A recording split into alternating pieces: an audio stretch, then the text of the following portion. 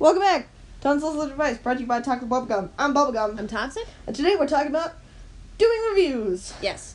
This is another 2-part episode that we're doing. Woohoo! So this week we're going to teach you about how to give reviews and where to give reviews. And then next week, we're going to talk to you about receiving reviews. Right, because as it turns out, that's important. Yeah. Because you're going to get those. Mm-hmm.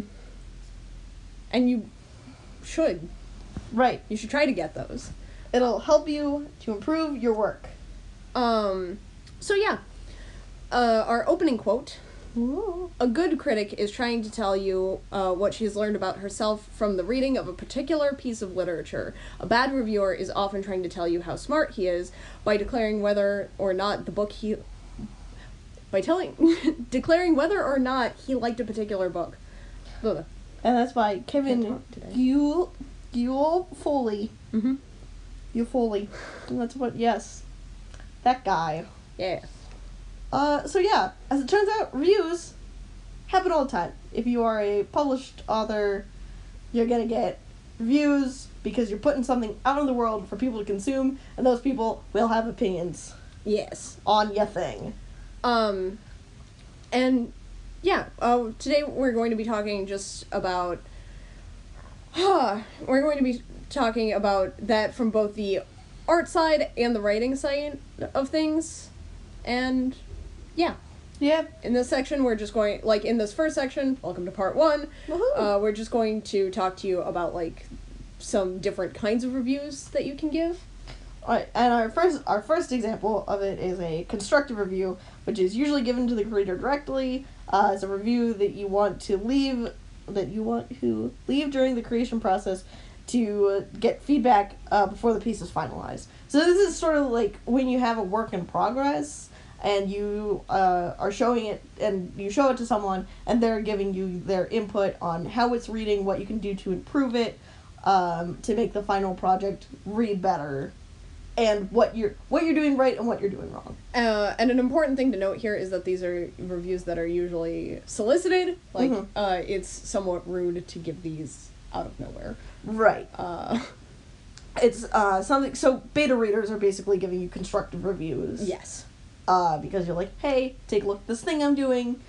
I would like your input on it. Mm-hmm. Sometimes people are just like, if someone's like, hey, look at this thing I did, that's usually a forum for telling them what they're doing right, and if they have some other things going on with it. But generally, this is something you want to approach the creator about directly, instead of being like, everyone look at this thing that I don't like because it's not finished. Yeah. That doesn't make any sense. And then there are critical reviews. This is the dissection of a piece after it has been finished, covering the good, the bad, and often the perspective of the audience. It can include more in-depth analysis and deeper discussion of themes. Mm-hmm. If you're going to review something that's been published already, or that has already been featured somewhere, this is the kind of view that you're going to be giving more often than not. Right, this is sort of the kind of thing that, there's sort of a whole field for in-depth critical reviews, people, trained to do this sort of thing, specifically looking for themes, looking for the literary composition or artistic composition, and dissecting that. These are not reviews that are about shaping a piece, these are reviews that are about reviewing the piece once it is done. Right, it's an evaluation. Yeah. Rather than a discussion. Yes. And then the last one we have is a promotional review. These are reviews that are usually written for people who haven't seen the piece yet, to try to get them to go see the piece. Yeah. So those quotes at the beginning of, trailers and stuff, mm-hmm. that are, the good, they have, the review quotes in there. That's the kind of reviews that are promotional reviews. It's where you get, blurbs and stuff from. It's also where you end up with stuff, from the Slender Man trailer, where you just get words like, scary. Yeah. And that's the whole damn thing. Sometimes reviews have to be redacted. Right, because... quite heavily, to sell a piece. Because promotional reviews, don't always have to be kind. Right. But blurbs always should put it in a good light. Right. So that's how you get, one word things because they're omitting the rest of that sentence. Yeah. As it turns out. But yeah, promotional reviews are just sort of to direct traffic to something. Right. And then there's the obvious two categories that are sort of overall. And those are spoiler-free reviews and spoiler-filled reviews. Yeah. So spoiler-free reviews are things that you can write that anyone can read safely without it ruining the work, not giving away any major plot twists or any, like, secrets or, you know. And this is something that I used to do a lot when I was on Tumblr. As a way to promote, like, my in-depth article pieces. I would just do, like, a quick 2-line spoiler-free review and then link to the full thing. And again, we're going to be talking a little bit more later on about different kinds of platforms and stuff, but there are some sites where you can't hide content from, like, dashboards or, you know, home pages, and these are sites where you will get a lot of flack for having spoiler reviews. Right. So, and on those reviews, so spoiler-filled reviews are more ones that are going to be, like, the analytical reviews, where it's really dissecting a piece, because as it turns out, a lot of big plot moments are where a piece will or won't work, and talking about those is sort of how you get, like, the real impression of why the movie did or did not work. right. So there's a lot of critical, like, analysis and, like, to be had with them, and you can get a lot of good insights if you're trying to examine a piece deeper, or if you're trying to figure out why something didn't work. Yeah. But again, it is one of those things that you do want to be careful of where you post these reviews, because I know, like, people who haven't seen it aren't going to want it spoiled. Right. They're just going to want to know why they should or shouldn't see it. Yeah. And then if they want to learn more about that, then they can see these spoiler-filled reviews. So yeah. That brings us to part 2, which is where to leave what kinds of reviews. Now that we've covered the basics in review differences, it is important to note that not all platforms are appropriate for all sorts of reviews, and there are different expectations on how to review on different sites. If you run a review blog or a channel, then you'll have freedom to explore a wider range of content at your own leisure, but if you're looking to give reviews online on a third-party or social media platform, it's good to know what sort of expectations might already be in place. So Alan's going to cover some art platforms, and then I'll cover some writing platforms. So we're going to talk about a double-edged sword platform here, where I'm gonna take the good side, and Kat's going to take the bad side. I'm just going to hop in real fast with a disclaimer. So I'm going to talk about DeviantArt real fast. Do you want to give your disclaimer now, or at the end? Yeah, I'll do it at the end. So DeviantArt, for those of you who have not visited DeviantArt ever in your lives, it is a art site. It's like a lot of people use it as like a portfolio site, because you can upload your arts, you can upload your works in progresses, you can post blogs, you can sort of use it as a social media and portfolio site. I don't really know, I haven't used it in a long time. I don't know exactly how it runs now, but I'm pretty sure they've kept the forum system as the comments. So if you find a piece, you can comment on it and start a comment thread, which would be a back and forth between you and the creator or anyone else who wants to, like any kind of forum, basically. Yeah. But so here is where you can leave direct reviews to the creator about what you like about it, what you don't like about it, what's working, what's not working. It's sort of a weird site, because usually if somebody wants a critique, they'll like say that they want a critique, otherwise they're just sort of posting something. There's sort of a weird dynamic on the site where it's like there are some really serious professional artists on there, and then like there's also kids that are just there to have fun and post art, and like, I mean, that's what I did back in the olden days when I was 13 years old. Oh, my bones are creaking. But yeah, so that's a big place. One of my earliest memories of our dynamic as children was that there was DeviantArt, and then there was that site for kids who were too young to use DeviantArt. Cheesy art. And yeah, and I remember because Alan was doing like cool art in class all the time, and it was like, how are you not on DeviantArt? And Alan's just like, well, I'm on cheesy art, but you have to be 13 to be on DeviantArt. And I was like, yeah. And then, like, I went home and I joined DeviantArt because I just, like, the impulse to just lie about my age was just, like, such a natural thing to me. It's like, I could be 13, and I used it to get away with so much stuff. I know, you were a deviant of yourself. No, I was a very staunchy kid. As it turns out, I loosened up a good bit, but I did wait till my 13th birthday to get my DeviantArt account. You know, it's so happy. Yeah. Yeah. So you have a disclaimer about DeviantArt. Yeah, I do want to talk just, like, real fast about, because you were talking about the critiques and stuff. They implemented a core membership system. Right. That's garbage. Honestly. Yeah. Calling out DeviantArt. Their core membership is bad, because it's, like, it's their paid membership service, which is fine.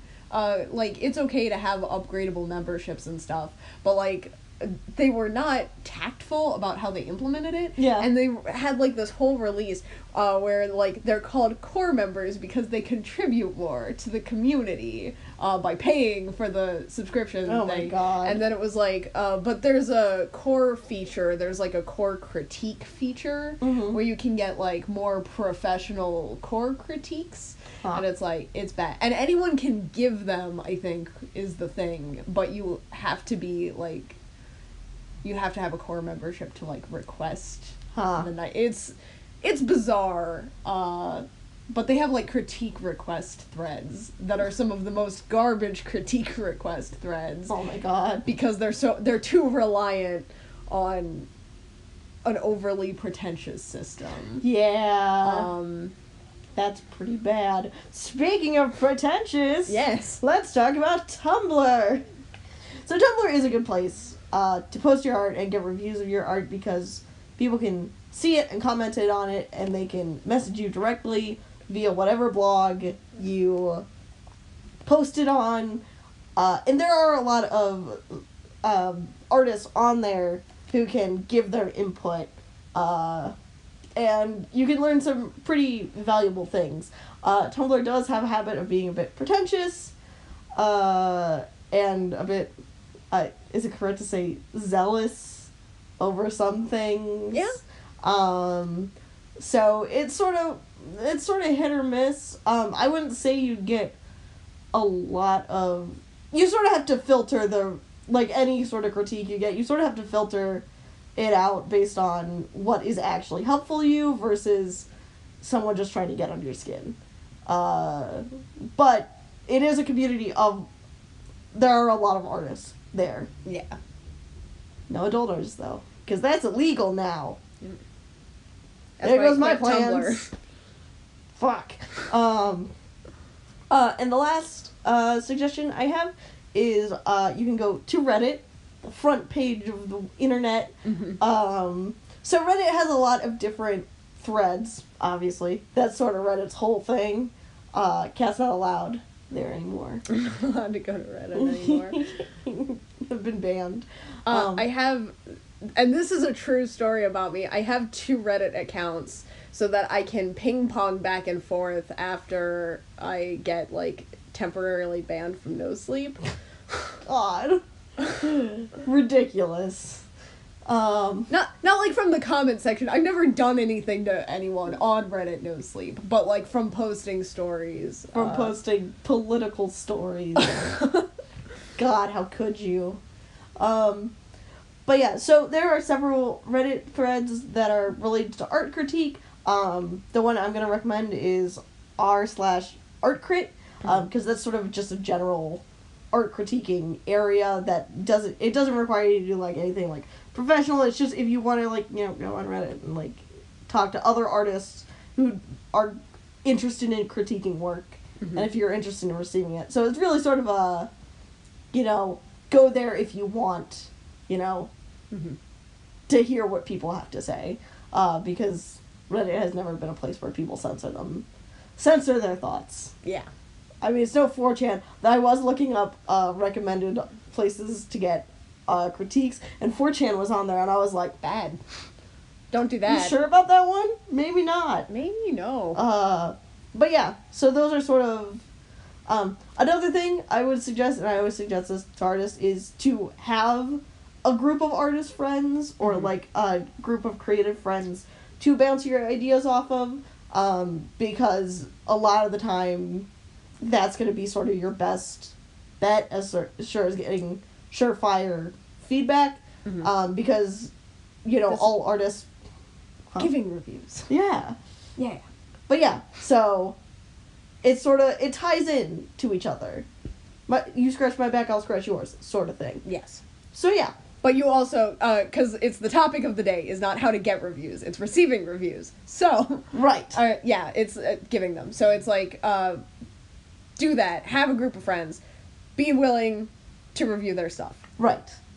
But you're on your own for that one, because you have to know your friends. You have to know the creative community that you're in. We can't give you advice for that. We can tell you to have a community, but not how to handle the community that you establish for yourself. Right. Just be willing to reciprocate, because that's how it works. Creative communities come together.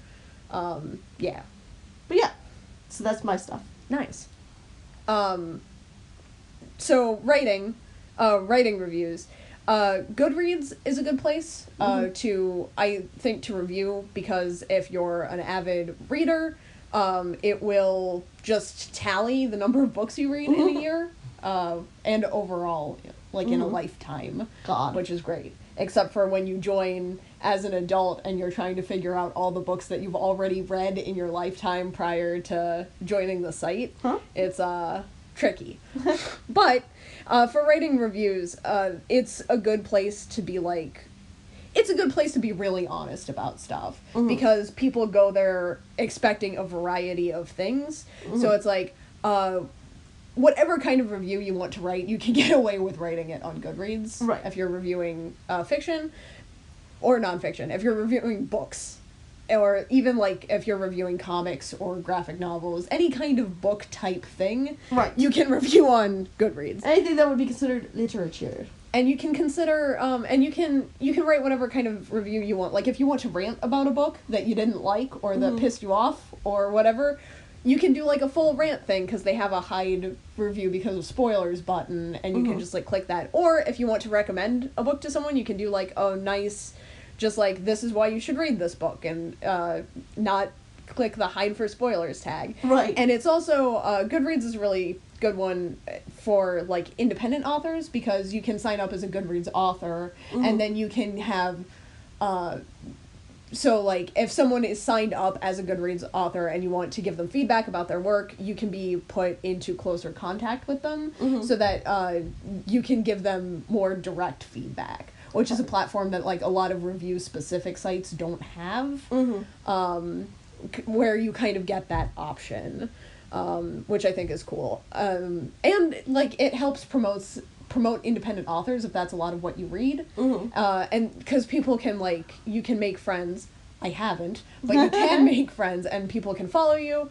So if you're reading like a bunch of like high fantasy stuff, and then you find this independent author and you put that book on your high fantasy shelf, people who follow you on Goodreads are going to be like, oh hey, maybe I should check out this indie author. So even just like organizing your Goodreads page has the potential to help independent authors. And you can give them feedback, and you can be like, hey, I like when you do this, or I wish that you would do less of this, so that we could get more of this other cool thing that you do. And it's good. Amazon can also, like, that's a place where a review can make a huge difference. So if you're looking to have like impactful reviews, I would recommend that you leave them on Amazon. But the culture is a little bit different. The Amazon culture is different than the Goodreads culture. Right. So it's definitely one of those things where I'm not entirely honest about stuff on Amazon, because it's not that I've ever fibbed, but I don't think I've ever given anything lower than like a 4-star rating on Amazon if it's like an independent author. Right. Because it's like, because that directly affects how many sales there are going to be. So it's like, it's high stakes. And there have been very few books where it's like, I don't want anyone to buy this book. Like, I think you should always take a chance on books, so I tend to skew my ratings a little bit higher on Amazon than I do on any other normal review site. I just reviewed, I did like an ARC review for an independent author recently, and I gave the book 4 stars on Goodreads because I thought it was like a 4-star book, and then I gave it a 5-star rating on Amazon because I think people should buy it. Right. And it's like and that's the other thing is that like for Amazon stuff, unless I find a book really offensive for some reason, I don't do spoiler stuff. I keep it like really short, to the point.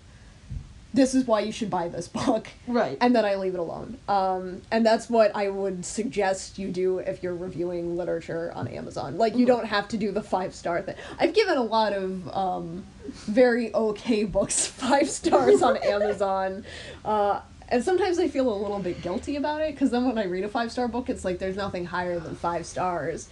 But I have a tough time being like, it's a 3-star book, because then what if that's the reason someone doesn't buy it, and I have like residual.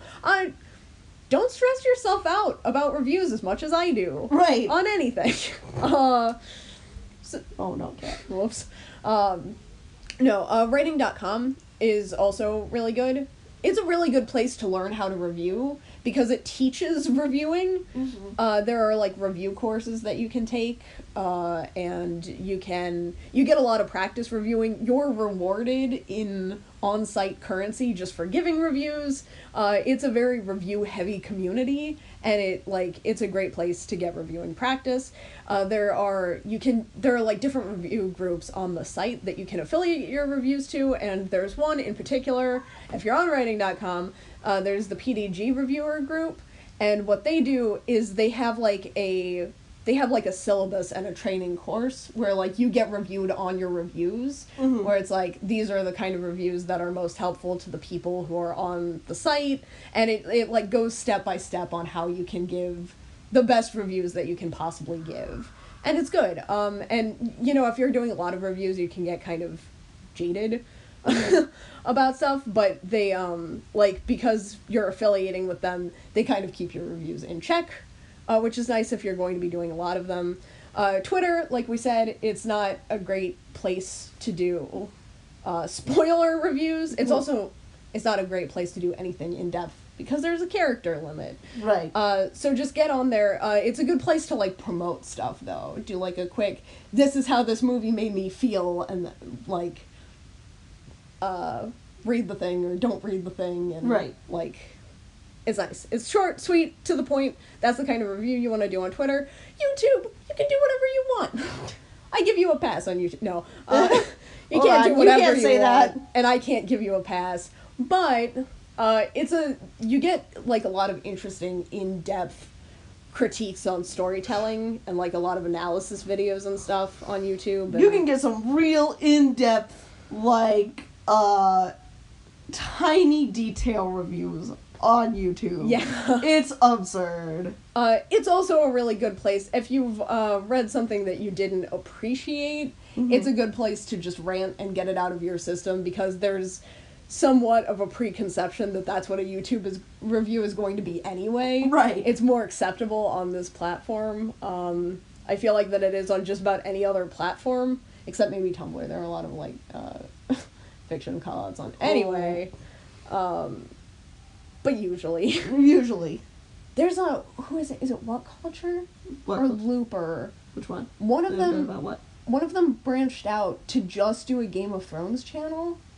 They're just talking about Game of Thrones and A Song of Ice and Fire. If I had to say, it's probably What Culture. What Culture has a lot of those branch off channels. Yeah, it sounds like a What Culture thing, but I've been watching a lot of Looper. Anyway, but yeah, YouTube's a good place for like in-depth, crazy stuff.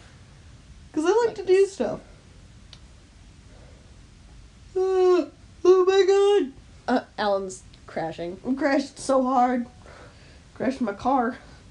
Because it's bad. Alan has not crashed his car today. I will not crash my car. Gotta go to work tomorrow. But yeah, so there are all sorts of places to do all sorts of things. Yeah. But now we're going to move on to part 3, which is the do's and don'ts of reviewing. Mm-hmm. So there's good and bad reviews, and there are no all-encompassing rules to follow other than to keep both the audience and the creator in mind, because your words matter and they have a bigger impact than you initially think. Sometimes it's appropriate to tear something apart online, and other times it may not be. Yeah. So the first group that you want to consider, and we're going to talk about these 2 points separately because they're important. The first group that you want to consider is your audience, is like who you're writing your review for. Right. If you're reviewing it for someone who hasn't like read a piece, then then you like either need to not have spoilers or you need to give context properly. Mm-hmm. And then you also need to consider like, I feel like you can get away with tearing stuff apart more if people know that you kind of like exaggerate yourself on a certain platform, or if people know that you do things in a satirical way, or that some comments are intended to be more satirical, more humorous. So just like consider what your audience is going to think of what you say, which is like a good fundamental rule for posting anything on the internet. Yes. Honestly, but if you're doing it with reviews, do that. Right. So this is like, I'm so sorry. This is like, so, I mean, I'm thinking of the nostalgia critic in this way, is like part of the comedy is how angry he gets at the stuff. Yeah. While giving a review, when it's really sort of an exaggerated opinion. Yeah. Really. And then, the second thing to consider, is to consider the creator. So, maybe if the creator is, like, independent, like, just getting on their feet, low budget sort of thing, you maybe don't want to tear into them the same way you would tear into a big corporate studio. Yeah. 'Cause, that's not good. And That's bad. And it's not to say that necessarily that you should hold, like, studios to a higher standard, but they can, like, know whether or not the person who created the thing you're reviewing can take the criticism. Like, anyone who has, like, a big studio, anyone who has, like, a large distribution can probably take being called out on some stuff rougher than someone who's, like, just starting. Right, because as it turns out, all it takes is one real nasty review to just shatter somebody's confidence, and, like, maybe you don't want to do that. Like, that just seems unnecessary. Like, don't do that. Then you're just trolling, and nobody likes a troll. Right. It's not good. Yeah. So true. yeah. And then, like, still there are no definitive rules to follow, but we do have a couple tips for you that will cover reviewing in a lot of situations and will probably be helpful.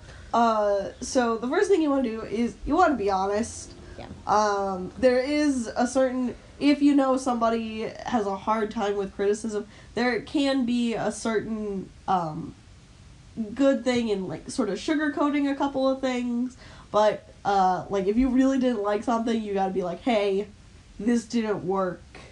It didn't work for me, I don't think, or it didn't work from, like, a storytelling standpoint. You gotta sort of lay it out, otherwise it's not gonna go anywhere. It's only gonna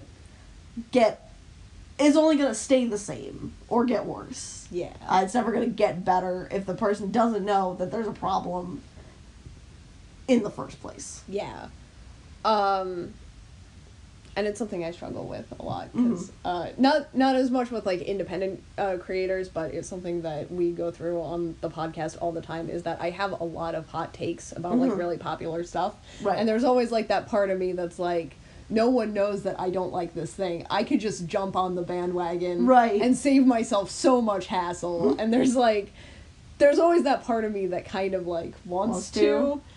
There's part of me that wants, like, real hard just to jump on the Pet Sematary bandwagon and, like, talk about the parts I liked and be like, yeah, this is great. And then it's like, But it's not. But I know I'm not really on that bandwagon.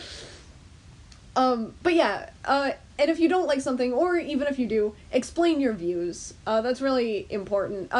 Don't over-explain your reviews, because a lot of the time the review isn't about you or your history, it's about a piece of, like, it's about a piece of art or a piece of literature that you're covering, but if something, like, offends you, or if something doesn't work with you, and you toss a little something in there about why it doesn't work for you, then you're less likely to be attacked for it. It's less like, you just, like, take a moment to consider, like, because having that kind of perspective shows where you're coming from, and it's a good growing moment for you and people who are going to be reading the review, and the creators, if they're going to be receiving your review directly, if that's the kind of review that it is. Right.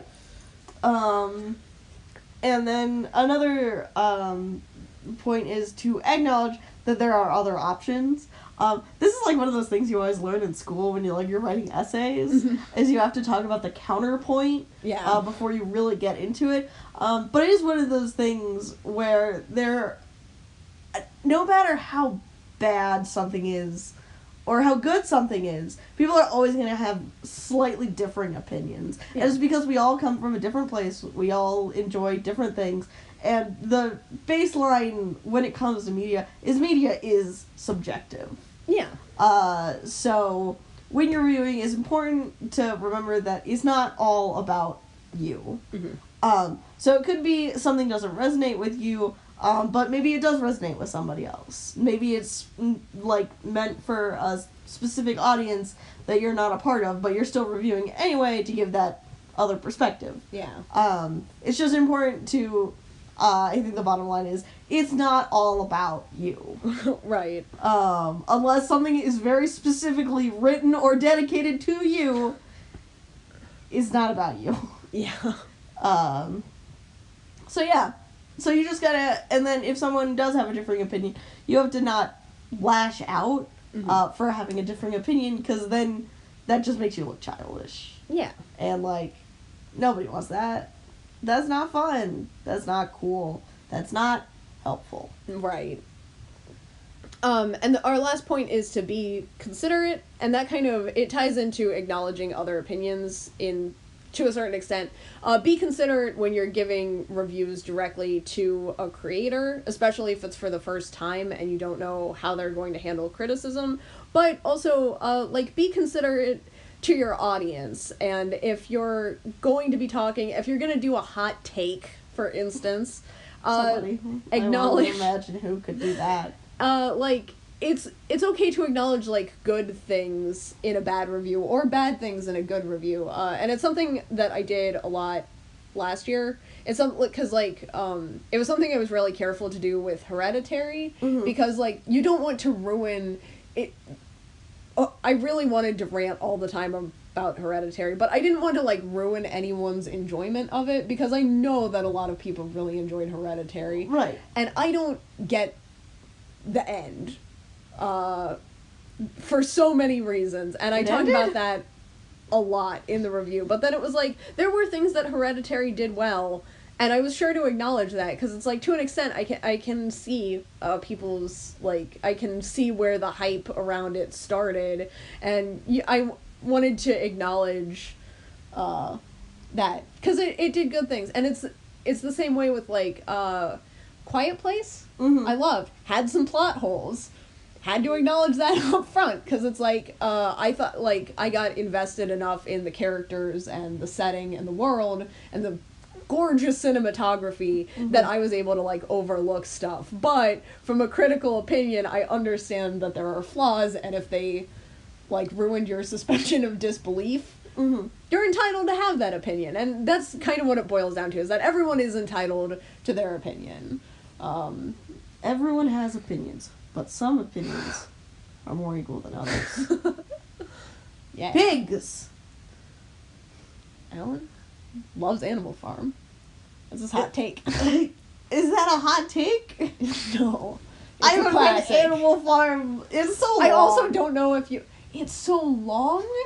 I know. I haven't read it in so long. I was like... Yeah, no, what? Animal Farm is so long. It's like 50 pages. I don't know how long Animal Farm is. It's like under 100, right? It's short. It's short. Have you seen that comic that's like George Orwell and like he like goes to a guy's farm and he's like, this is my duck and this is my talking pig, and the pig like says like one of the quotes from Animal Farm or whatever, and George Orwell is like, oh shit, I have to write a book about this, and then it cuts him writing the book and it's called That Pig That Wouldn't Shut the Fuck Up. That's Animal Farm. Yeah. Nailed it. Right? That's how I would summarize Animal Farm. Yeah. So yeah. Yeah, That's be pretty considerate much about Animal Farm. About Animal Farm. And about, like, your audience.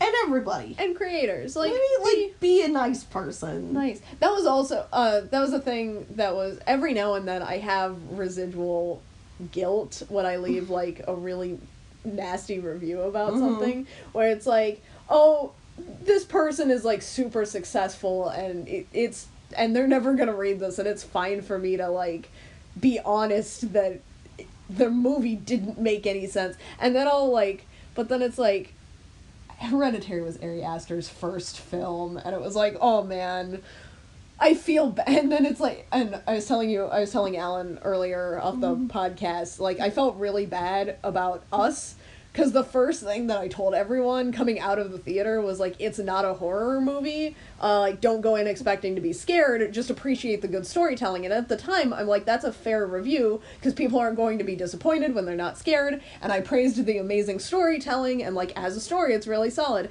And then, like, the next day, I read an article about how Jordan Peele wanted Us to be a good contribution to the horror genre specifically, and it's like, oh man. Oh shit. I might be a jerk, actually.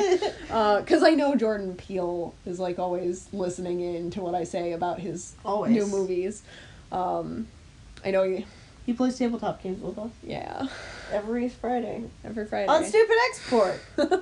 Not every Friday. They're just posted whenever Ben wants to post them. Yeah. We just record them every Friday. Yeah. With Jordan Peele. We're gonna get sued for false advertising. Adventures! But yeah, so, be considerate but honest, essentially.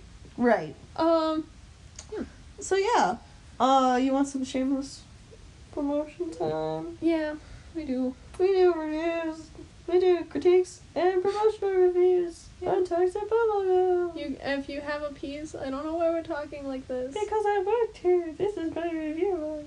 Oh, does anyone want a review in this tone of voice?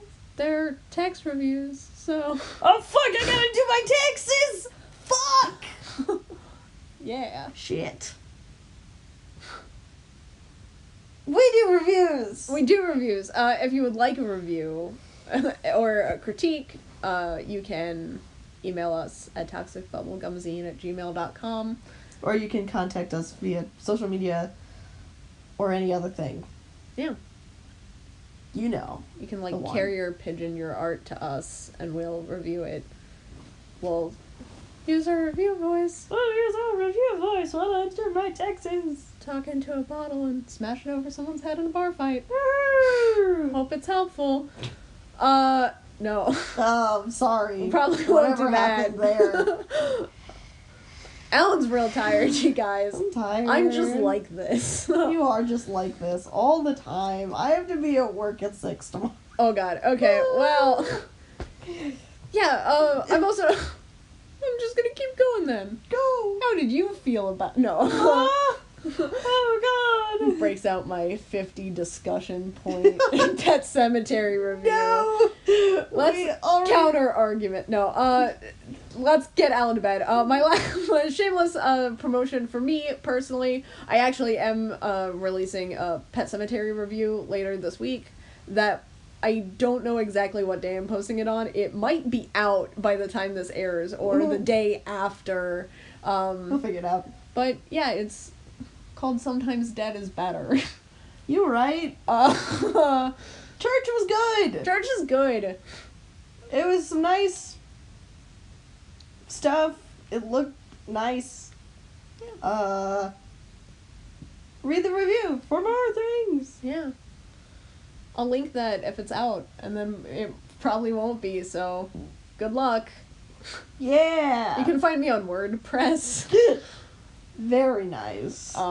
Somewhere in your WordPress. I don't have a I'm WordPress. hiding. Huh? Oh god. Do you want to promote a thing? Do you have a review? I don't have thing? reviews. I'll do, like, if you ask me for a review, I'll do one. I don't have a review thing that I do. Yeah. Usually, I just sort of am there. Alan's really good at giving feedback, but he doesn't do it publicly, usually. Yeah, I mean, I prefer to do sort of one-on-one reviews because I feel like those are what's most helpful for me. Yeah. And I don't ever want to presume what other people have to say about something. So I just prefer to do my critiques one-on-one, because that's the kind of person I am. But I will do things to the best of my ability. You can find me on Twitter. Somewhere. Bubblegum Buddies. WordPress. Not WordPress. I'll be doing my taxes. Don't have time for WordPress.